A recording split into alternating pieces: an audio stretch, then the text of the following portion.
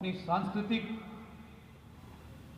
पर जोर दें और अपनी शिक्षक संस्थाओं को अपनी संस्कृति के साथ जोड़कर रखें।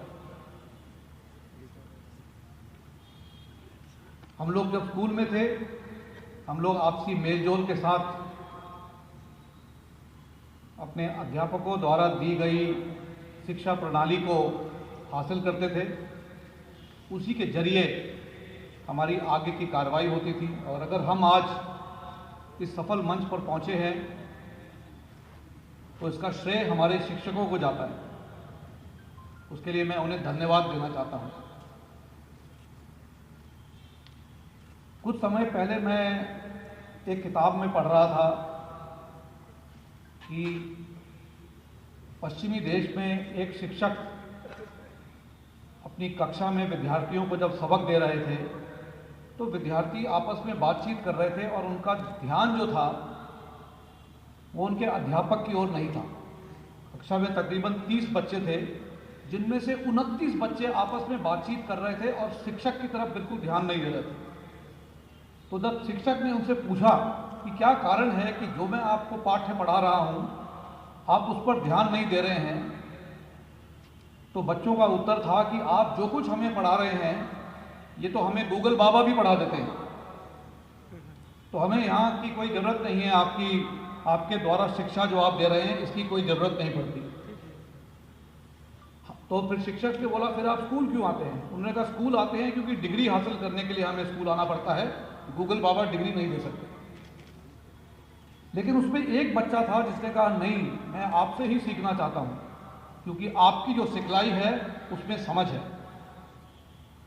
तो शिक्षक ने कहा ठीक है, अगर आप गूगल बाबा से ही पढ़ना चाहते हैं तो मैं आपको आज एक होमवर्क दूंगा, एक चुनौती दूंगा जिसका हल निकालकर आप कल आगे मेरे समक्ष आइए।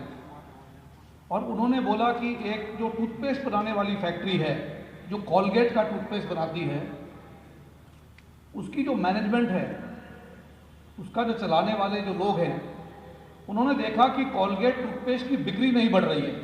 उसकी बिक्री जो है एक लेवल पे आकर पहुंच गई है और उनको जो मैनेजमेंट को जो टास्क दिया गया है कि कॉलगेट की बिक्री बढ़ानी है, ये नहीं हो रही है। तो आप कल गूगल बाबा से पता करिए कि इसकी बिक्री कैसे बढ़ाई जाए। तो जब अगले दिन सब बच्चे वापस लौटे तो वो 29 बच्चे जिन्होंने गूगल पे पूरा सर्च किया था, उनका जवाब था कि सर ये तो गूगल बाबा नहीं बता सके कि कॉलगेट की बिक्री कैसे बताई जाए। लेकिन जो वो एक लड़का था जो अपने अध्यापक की सुनाई करता था, उसके द्वारा शिक्षित होता था, उसने बोला सर मेरे को जवाब मिल गया। उसने बोला आप बताइए जवाब क्या है और आपको जवाब कैसे मिला? उसने बोला सर आप जब भी क्लास में आते थे वो बोलते थे कि हम जो आपको पढ़ाते हैं इस पढ़ाई में हम आपको विद्या देते हैं, हम आपको नॉलेज देते हैं और आपको एजुकेट करते हैं, लेकिन नॉलेज और एजुकेशन के बीच में जो अंतर है ये आपको समझना बहुत ज़रूरी है। तो उसी के जरिए मैंने जो सीखा है, मैंने उसके ऊपर विचार किया कि मुझे आउट ऑफ द बॉक्स एक सलूशन निकालना होगा। तो मैं रात भर एक कॉलगेट की टूथपेस्ट ट्यूब को लेकर उसको देखता रहा, उस पर विचार करता रहा और मुझे फिर ये सुझाव आया कि जो कॉलगेट की टूथपेस्ट का जो ट्यूब है उसका जो मुख होता है, अगर उसको थोड़ा और बड़ा कर दिया जाए तो आपकी बिक्री बढ़ जाएगी। तो अध्यापक ने कहा ये कैसे होगा? उसने बोला सर जब आदमी टूथपेस्ट को लेकर अपने ब्रश पर लगाएगा तो हर बार जब वो टूथपेस्ट अपने ब्रश पर लगाएगा तो उसमें थोड़ा ज़्यादा टूथपेस्ट निकलेगा, क्योंकि उसका मुंह की जो नली है आपने बड़ी खोल दी है। तो जो टूथपेस्ट एक आम आदमी 2 महीने तक चलाता है वो 45 दिन में ख़त्म हो जाएगा। तो इस कारण से आपकी जो टूथपेस्ट की जो बिक्री है वो बढ़ने लगी। तो ये जो उसको सुझाव आया वो अध्यापक द्वारा दी गई शिक्षा के कारण आया, न कि गूगल बाबा द्वारा दी गई शिक्षा के। तो इसलिए आपने ध्यान रखना है कि आपके जो प्राचार्य हैं, आपके जो अध्यापक हैं, इनका आपके जीवन में एक बहुत बड़ा महत्व होता है। विद्यार्थियों, मैं ये कहना चाहूँगा कि हमारा देश भारत नए भारत के रूप में उभर कर सामने आने वाला है।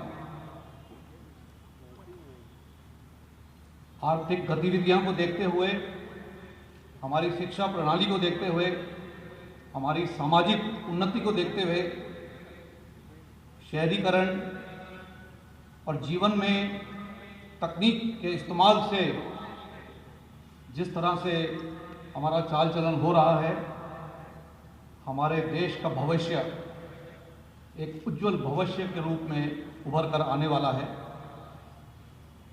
लेकिन इसके लिए ज़रूरी है कि आप लोग, आप जो विद्यार्थी आज हमारे सामने बैठे हैं, आप हमारे देश का फ्यूचर है। हमारा देश किस तरह से उन्नति करेगा, ये आपकी कार्यशैली पर निर्भर है। आप लोग जितने जोश और लगन के साथ मेहनत करेंगे, ईमानदारी और वफादारी के साथ अपना कर्तव्य पालन करेंगे, उसी प्रकार से, उसी प्रणाली से हमारा देश उन्नति करेगा। इसलिए हमारे देश का भविष्य आज आप सभी के हाथों में है, जो आज हमारे सामने बैठे हैं। इसको आपने ध्यान में रखना है। इसी के साथ मैं कहना चाहूँगा कि आपकी जो भी सोच है, सोच को ऊंचा रखिए। अगर आप तारों तक पहुंचने की कोशिश करेंगे, तभी आप चांद पर पहुंच पाएंगे। लेकिन ये सब करने के लिए आपको कड़ी मेहनत करनी पड़ेगी। कड़ी मेहनत के बगैर आपको कोई सफलता नहीं मिलेगी। और जैसे कि स्वामी विवेकानंद ने कहा था कि अगर आपकी रोज की दिनचर्या में आपको किसी भी मुश्किल हालात का सामना नहीं करना पड़ता, अगर आप देख रहे हैं कि आप रोज की दिनचर्या में आपके आगे कोई मुसीबत नहीं पड़ रही है, तो आप गलत रास्ते पर चल रहे हैं। क्योंकि आप जब आगे बढ़ने की कोशिश करेंगे तो आपके आगे मुश्किल हालात पेश आएंगे और आपको इन सब से उभर कर आगे बढ़ना होगा। इसीलिए जरूरी है कि आप अपनी ताकत का पहचान करें। हम सभी में कुछ गुण होते हैं और कुछ अवगुण होते हैं। आपने अपने गुणों को आगे बढ़ाना है और अपने अवगुणों को पीछे छोड़ते हुए आगे बढ़ने की कोशिश करनी है। लेकिन जब जब आप ऐसी कोशिश करेंगे, जैसे मैंने कहा, आपको मेहनत और लगन के साथ काम करना है। इस प्रणाली में आपको मुश्किल पेश आएगी, आपको कई बार असफलता भी मिलेगी। लेकिन असफलता जो है, असफलता को आपको कभी हताश नहीं करना चाहिए। आपको कभी असफलता से हताश नहीं होना है। इस पर मैं चंद पंक्तियां कहना चाहूँगा कि असफलता एक चुनौती है। असफलता एक चुनौती है, इसे स्वीकार करो तुम। कहाँ खामियां रह गई, इस पर विचार करो तुम। असफलता एक चुनौती है, इसे स्वीकार करो तुम। कहाँ खामियां रह गई, इस पर विचार करो तुम। मेहनत और लगन के साथ आगे बढ़े चलो तुम, और हर नए शिखर पर परचम लहराए चलो तुम। हर नए शिखर पर परचम लहराए चलो तुम। असफलता एक चुनौती है, इसे स्वीकार करो।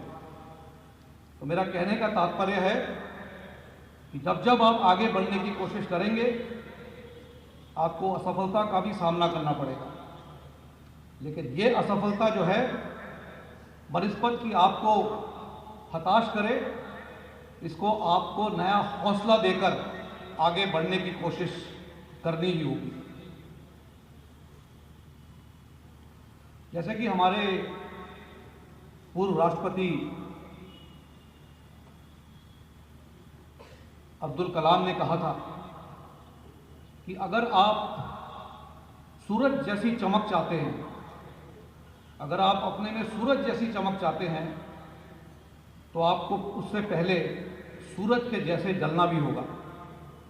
यानी कि you will shine like the sun, but for that you must first burn like the sun. इसका मतलब यह है कि आपको कड़ी परिश्रम करके अपना पसीना बहाना होगा, और अगर आप पसीना बहाते रहे तो आपको सफलता मिलेगी और आप सूर्य की तरह चमकने में सफलता प्राप्त करेंगे। साथ ही में मैं आपके आगे एक और विचार रखना चाहूँगा, और वो है गलत और सही के बीच में किस तरह से अंतर होता है और सही और गलत कार्रवाई की सही तरीके से पहचान करना। हम सब लोग, खासकर जब हम स्कूल में होते हैं, हम कुछ स्पोर्ट्स पर्सन को या किसी अन्य व्यक्ति को देखते हुए अपना आइकॉन मानते हैं। यानी कि मैं भी इस मनुष्य की तरह बनना चाहूँगा आने वाले दिनों में। इसको हासिल करने के लिए आप ये यकीन करें कि जिस व्यक्ति को आप अपना आइकॉन मानते हैं वो सही मार्ग पे चलने वाला व्यक्ति होना चाहिए। अगर इस चीज़ को आप ध्यान में रखेंगे तो सफलता आपको हमेशा मिलती रहेगी। इसी के साथ साथ जो भी कार्रवाई आप करते हैं, आप यकीन करिए कि अकेले आप कुछ कार्रवाई नहीं कर सकते। आपको जो भी कार्रवाई करनी है एकजुट होकर एक टीम के तौर पर करनी है। ये तो आपने कितनी बार सुना होगा कि एक लकड़ी को अगर आप तोड़ें एक हाथ से तो आप तोड़ सकते हैं, लेकिन जब पूरी लकड़ियों का झुंड बन जाता है तो उसे तोड़ने में कितनी मुसीबत पेश आती है।